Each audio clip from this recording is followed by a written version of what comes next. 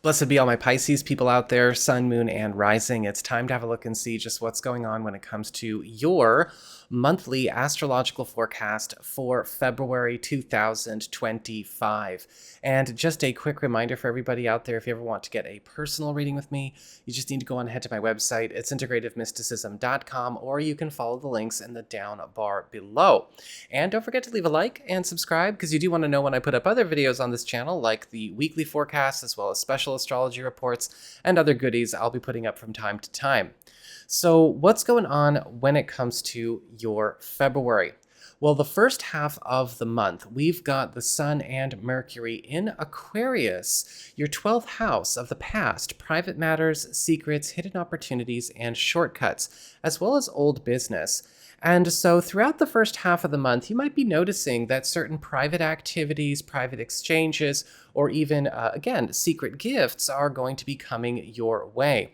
Anything that you are carrying on behind the scenes, whether it's in your professional life or around maybe certain situations that we just have to squirrel away time for, are also going to be rising up in their power and prominence. And you could also find that with the Sun and Mercury together, something is getting a chance to be revived or brought back to life that was once an old dream, an old goal, or maybe even a path that was once stalled out or derailed once upon a time.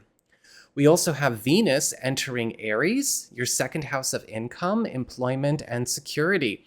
And so Venus here, the planet of favors, generosity, affection, and connection, is favoring you with becoming a bit of a money magnet.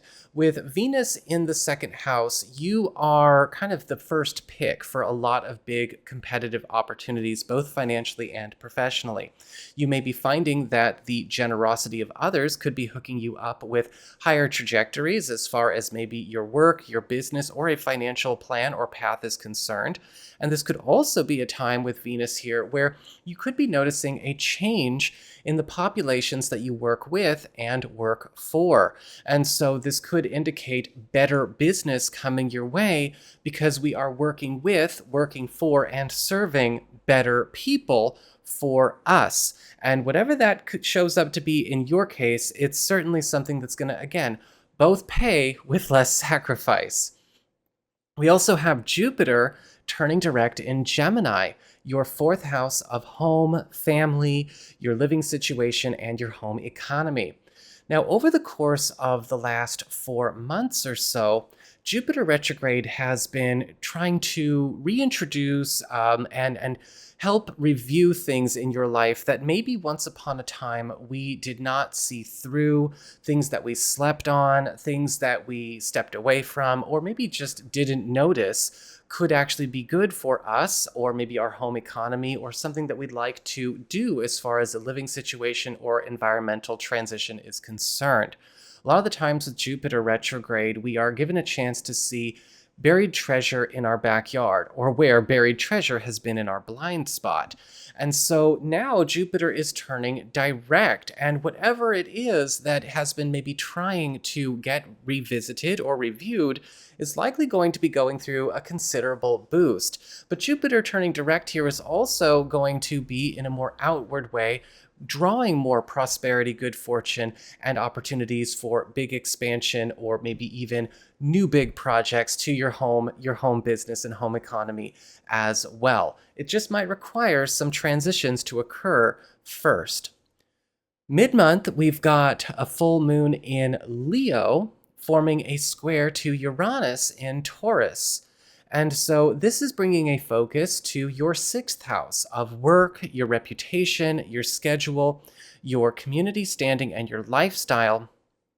And full moons are all about transitions, culminations, and page turns. Now, this can actually be a very good full moon because a lot of the times we have a full moon in the sixth house. We have a chance to change tracks, change lanes, do some kind of transfer or maneuver that is setting us up for a higher road as well.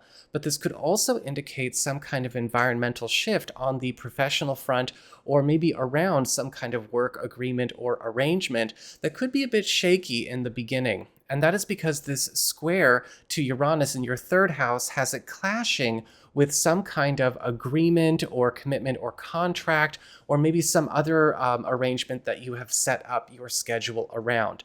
Whatever the case is, it is going to be kind of rocky mid-month for you, but it will bring the end of an unpleasant static condition or stalled condition as well. So there will be good coming through it too.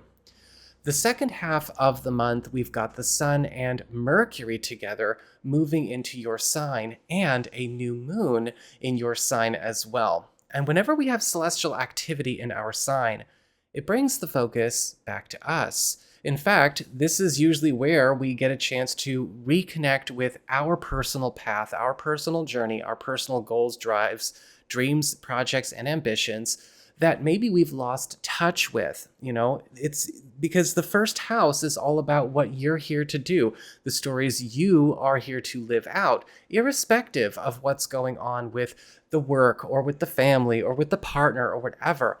And for a lot of you, there could be something getting brought to life as far as a personal goal, dream, or passion that has only kind of stayed in your fantasies or in your imagination or, in a daydream. And with the Sun and Mercury together, well, we're also going to see the backing, both in people power and in material power, to make it so. And finally, for the second turn of the month, which is a big game changer for all of us, we've got Mars turning direct in Cancer, your fifth house of love, romance, leisure activities, as well as personal and creative business enterprises, and also your relationships with your children. And when we have Mars turning direct, there is this renewal of action, energy, passion, and drive, where it may have been a little bit relaxed, too much so by the Mars retrograde. Over the course of this last month or so, a lot of you may have noticed that there seems to be kind of a feeling of being a bit adrift in these areas of your life. Well, that's going to be kind of changed up here as we close up February. With Mars in the fifth house, it's a time of tremendous productivity as well as accomplishment. And this could also bring some new fire into the love game as well for you to enjoy with somebody special. Whatever the case is, though, it's a welcome turn. So that is what I've got for you all. I hope you found this helpful. If you did, don't forget my name is Nico, Son of Selene, and should you ever want to get a personal reading with me, you can go on ahead to my website. It's integrativemysticism.com.